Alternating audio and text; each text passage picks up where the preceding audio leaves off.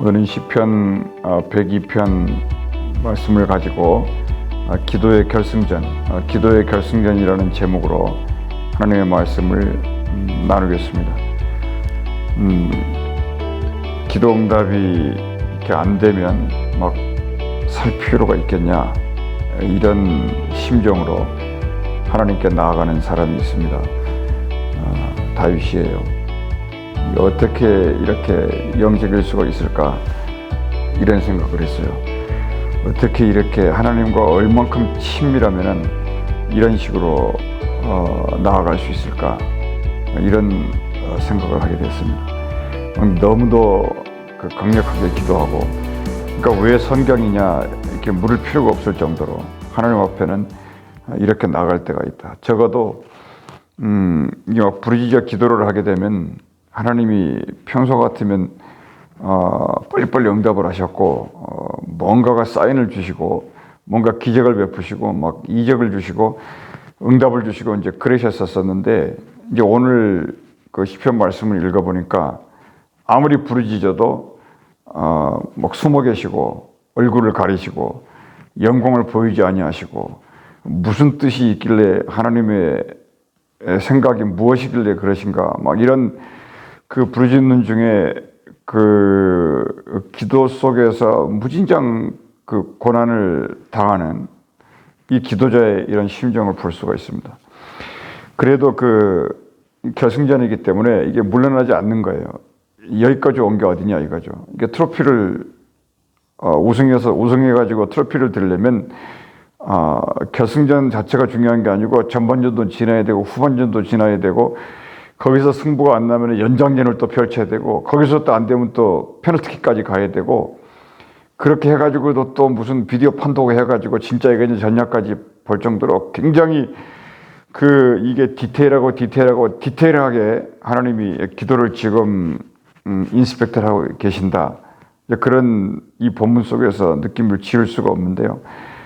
우리 같이 이게 표현하는 이런 거친 말들을, 그래서 다윗은 시적인 언어로 이게 하나하나 기록해 놨다는 거, 참 이게 영적으로 산다는 게 이게 하나님 말씀을 읽어야 되는 이유가 그래서 있지 않겠나, 이런 생각을 해요. 예수님의 제자 중에 그 야고보라는 사람이 있었어요. 야고보 5장 13절 이런 데를 보면은 이 야고보의 별명을 굳이 붙이자면 뭐냐면 이 기도의 끝판왕이다. 뭐 기도로 끝장을 보는 사람, 이런 사람이 그 야고보 같은 사람, 이런 사람들이 이제 그 다윗의 이런 전통을 이제 이어받는 거죠.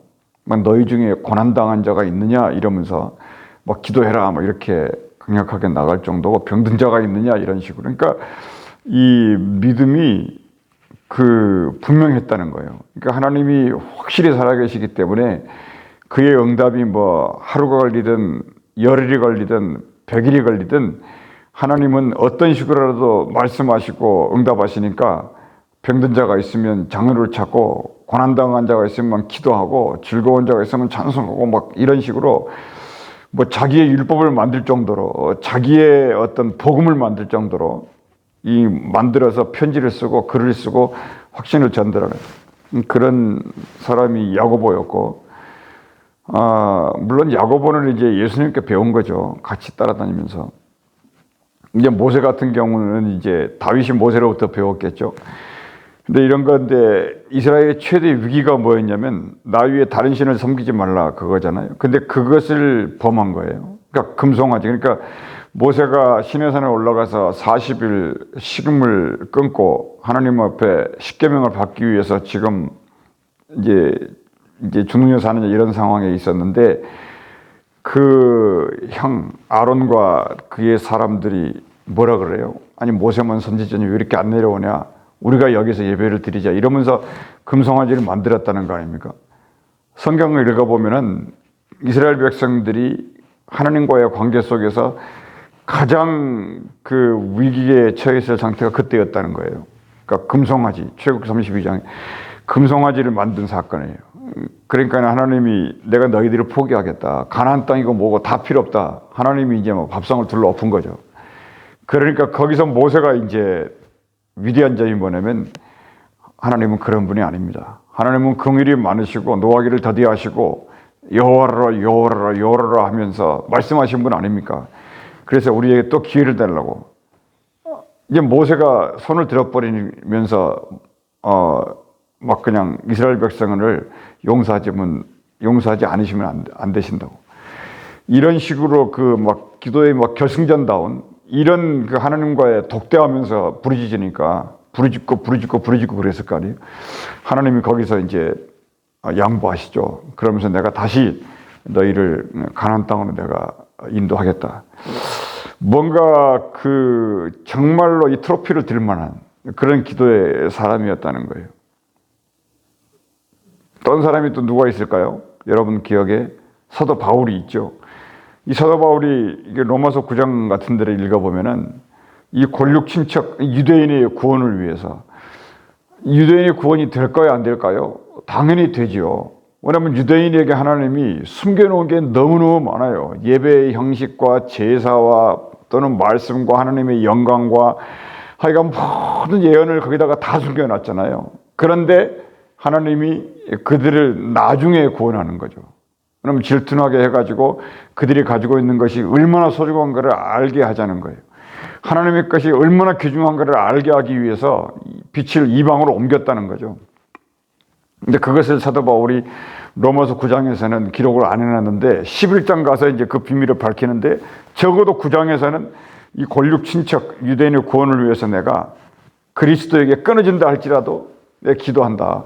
유대인이 어떤 사람인가를 우리가 알자. 이제 그런 어떤 이 절대절명의 기도 그런 거잖아요. 이게 축구 경기를 할 때 엔트리가 한 24명 그 정도면 이 엔트리들이 예선전부터 시작해가지고 16강, 8강, 4강 결승까지 올라가는데 선수들이 나만 하는 선수들이 별로 없어요.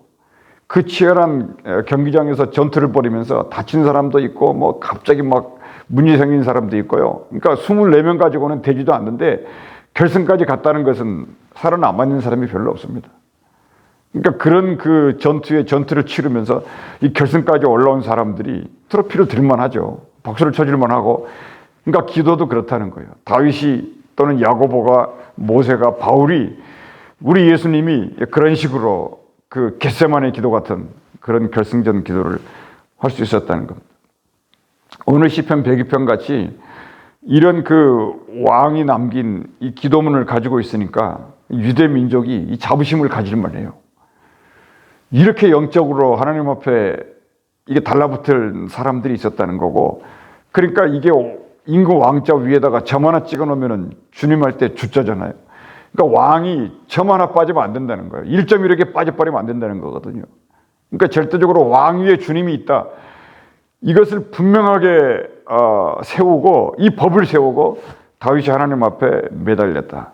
그래서 오늘 1절 말씀에 기도만 하는 게 아니라 어떤 식으로 나갔냐면 여호와여 내 기도를 들으시고 이렇게 확신이 있는 거죠. 막 나의 부르짖음을 주님께 상달되게 해달라. 그러니까 뭔가 이렇게 한 골 넣기 위해서 슈팅을 했는데 이게 골이 돼달라게 해달라는 거예요. 똥볼 차지 말고 하나님 앞에 딱 도착하게 해달라는 거죠. 그러니까 이게 벌써 이게 뭐 갑자기 와가지고 뭐 주여 내 기도를 들으시고 도대체가 이게 상달되게 해달라 이랬겠어요? 계속 살면서 대낮에도 살면서 기도의 시간을 기다리는 거죠.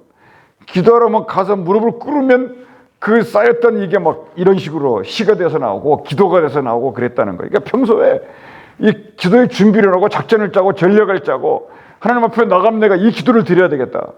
이 자세라는 거죠. 이 결승전에 임한 자세예요. 그러니까 기도를 시작해가지고 여러분 기도하실 때 뭐 처음부터 뭐 기도가 뭐 하나님과 뭐 연결되고 그런 거 아니에요. 기도하면서 어떻게 돼요? 막 부르짖음이 나오고요. 막 속에서 막 쌓였던 것이 막 쏟아져 나오고 막 그런 거죠.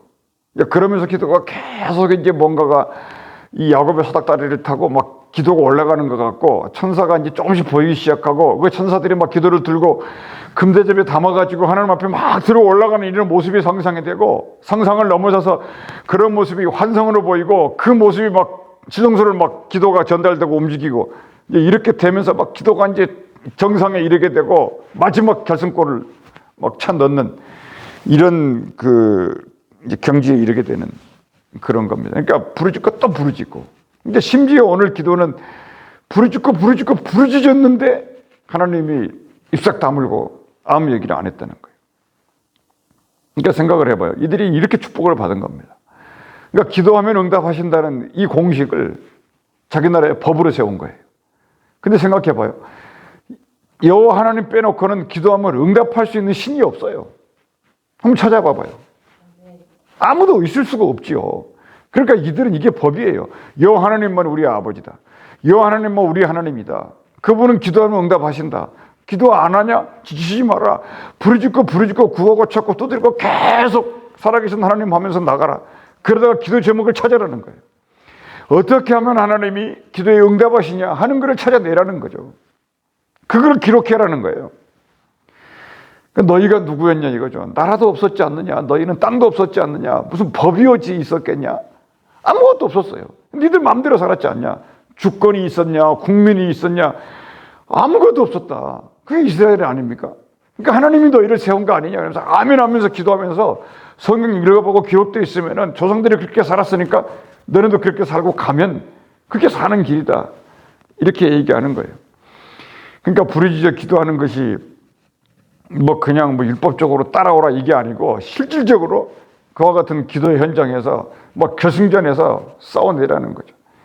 이게 신앙이에요. 하루아침에 안 된다는 거죠. 이게 보통 문제가 아닙니다. 이게 사람들도요, 일반 자연인들도요, 인생도 이게 웬만해서는 소리 안 질러요. 뭔가 죽음의 코너에 몰릴 때 막 살려달라고 소리를 지르죠. 그래도 살까 말까 하잖아요. 그러니까 웬만해서는 소리 지를 수가 없어요. 언제 소리 지르냐면 이 자기의 한계가 꼭지까지 차오를 때, 인생의 어떤 고난이 임계점에 도달할 때예요. 물이 끓는 점이 있다 그러잖아요. 그걸 오늘날로 말을 하면 이게 스트레스가 풀 데가 없을 정도. 오늘 현대인들의 공통점이 그거예요. 스트레스를 담고 폭발하게 일보 직전 아닙니까? 이거를 해결하려고 운동도 하고 띵뛰기도 하고 사우나도 하고 그냥 맛있는 음식도 먹고요. 노래방도 가고 온갖 때문에 그래요? 스트레스 때문에. 풀 데가 없으니까. 그러니까 우리가 항상 얘기하는 건 교회로 오라고. 근데 그 교회로 오는 거를 이 원수마귀가 우는 사자같이 아주 쇠고랑으로 묶어가지고 딱 장악하고 못 가게 하는 거. 영적으로 그렇게 하는 거예요.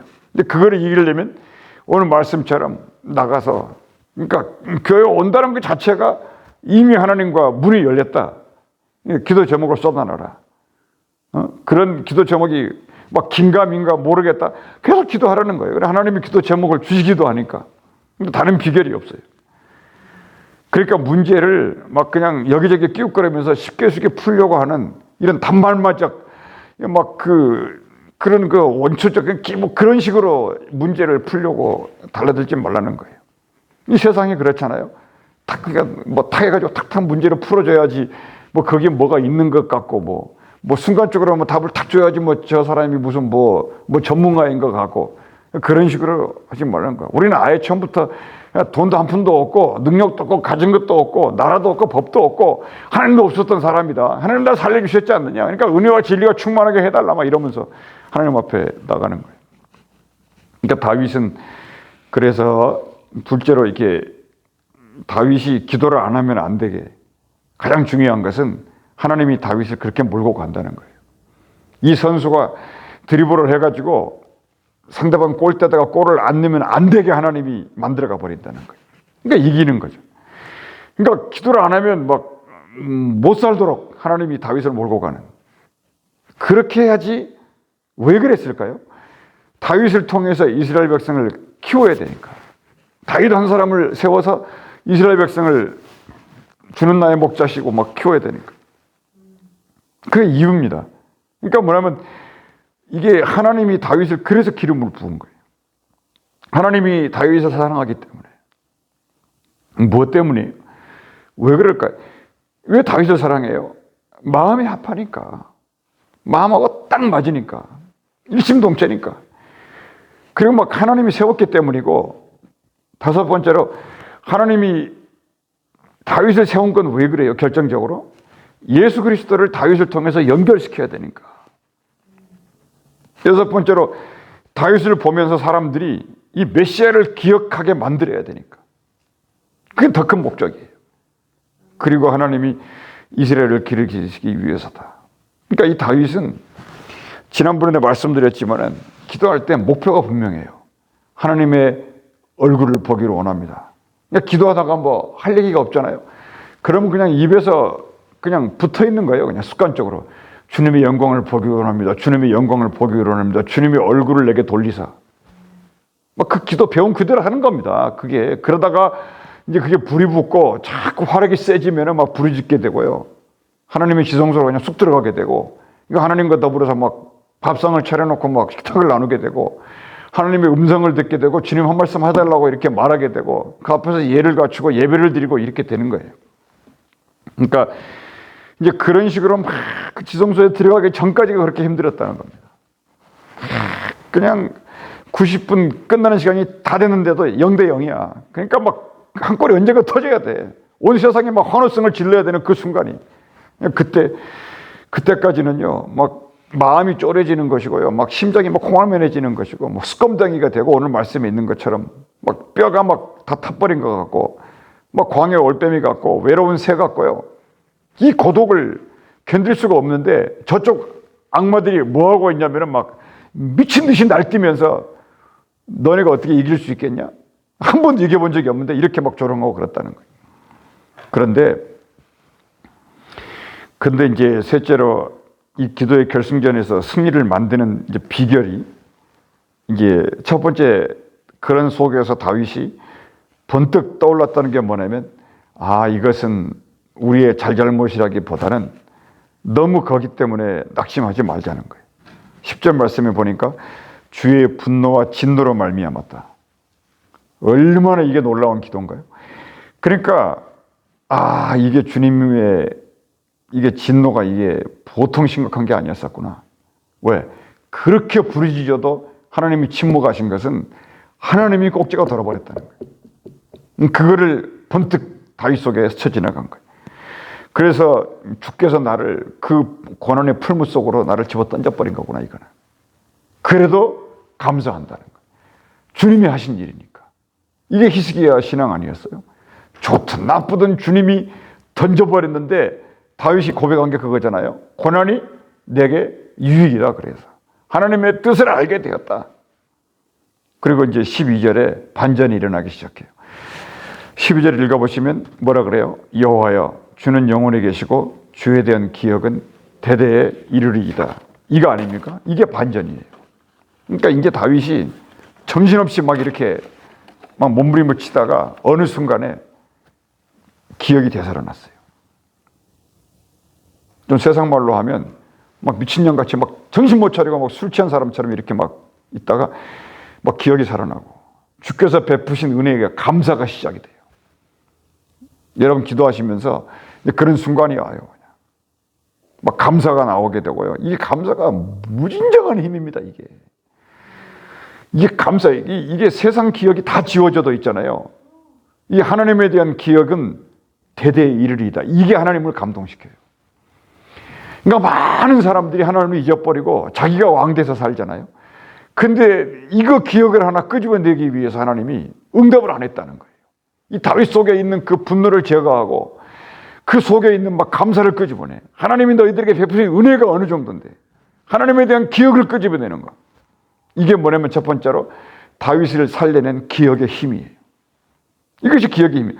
그러니까 고난당할 때 뭐냐면 우리가요, 헤쳐나올 수 있는 길은 나쁜 생각은 막 계속 지우개로 막 지우고요, 이 좋은 기억을 계속해서 끄집어낼 수 있어야 돼요.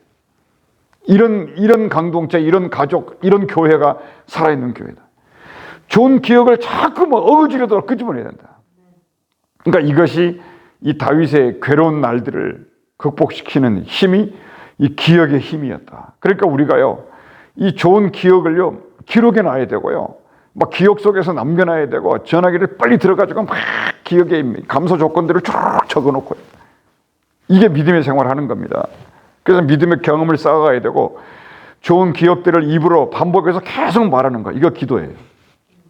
그러니까 무슨 얘기예요? 그러니까 다윗이 이걸 아는 거죠. 풀은 마르고 꽃은 시드는데 뭡니까? 하나님의 기억은 대대에 이르리로다. 이 고백을 12절 말씀에서 했다는 거죠. 그 13절에 이 고난이 이제 은혜로 바뀌는 임계점은 반드시 온다. 13절 한번 보시면 주께서 일어나사 시온을 긍휼히 여기시리니 지금은 그에게 은혜를 베푸실 때라 정한 기한이 다가온다. 이건 무슨 말입니까? 그리고 이 고난이 지나면 하나님은 상상을 초월하는 은혜를 붓기 시작한다는 걸 믿었다는 거예요. 이게 두 번째로 믿음의 힘입니다. 이 도무지 시커먼 이 어두움을 헤쳐나갈 수 있는 힘이 두 번째 믿음의 힘이에요. 사실적으로 예수님의 십자가가 모든 인류의 죄를 없앤다고 하는 이 믿음의 힘이 새 역사를 만든 거 아닙니까? 그리고 이제 우리가 24절로 내려가자고요.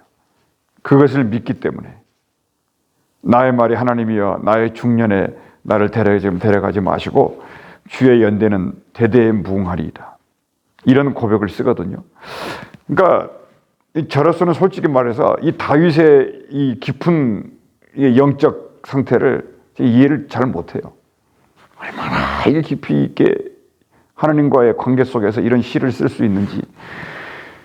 그러니까 그런데 이제 그것을 믿어요. 믿음의 힘을 믿기 때문에 이 고통을 견디고 나면 하늘문이 열릴 것을 다윗은 알기 때문에 이제는 그걸 보고 싶어가지고 그 고통의 순간 하나님이 응답을 안 해도 죽고 싶었었는데 이거를 깨닫고 나서는 다윗이 죽고 싶은 마음이 싹 없어져 버린 거예요. 저는 그렇게 이해하는 거예요, 지금. 그래서 이제는 살고 싶다는 거죠. 내 인생이 짧지만은 하루라도 살고 싶은 소망이 생겼다는 거예요.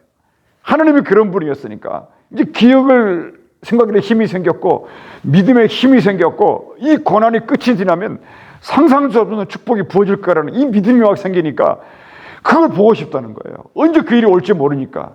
그러니까 내 중년에 한참 내가 힘이 있고 살아남을 때 드립을 해가지고 꼬리를 넣어야 되는 이때인데 하나님 내가 좀 시간을 좀 더 달라.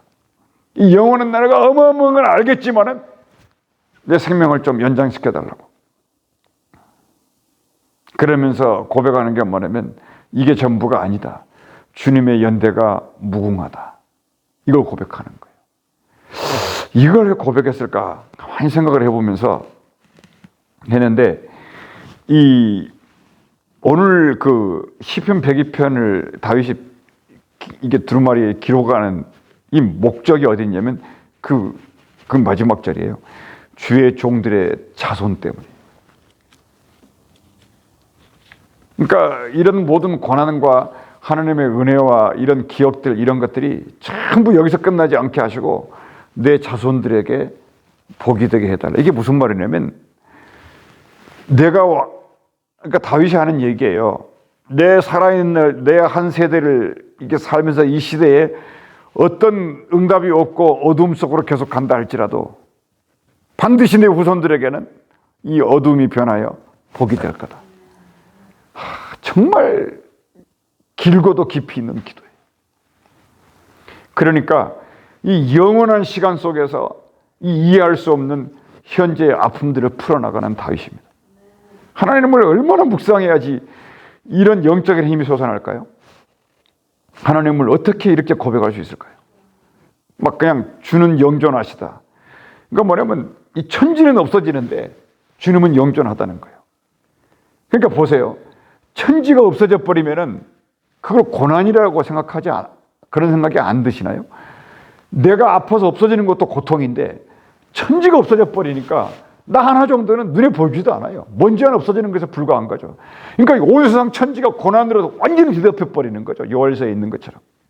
그걸 고난이라고 따진다면 내가 지금 부르짖어서 다가오고 응답이 없는 이 고난은 그게 피할 바가 있겠냐 이거예요 지금. 다윗의 고백은. 그러니까 주님은 영존하시다는 거예요. 그럼에도 불구하고. 그러니까 주님은 한결같아. 어제나 오늘이나 동일하신 주님이야. 주님은 살아계셔. 그러니까 지구와 천지가 없어져도 주님은 일을 하신다는. 연대가 무궁하다. 꼭 내가 살아있는 이때에 좋은 날을 못 본다 할지라도요. 고난도 복이다.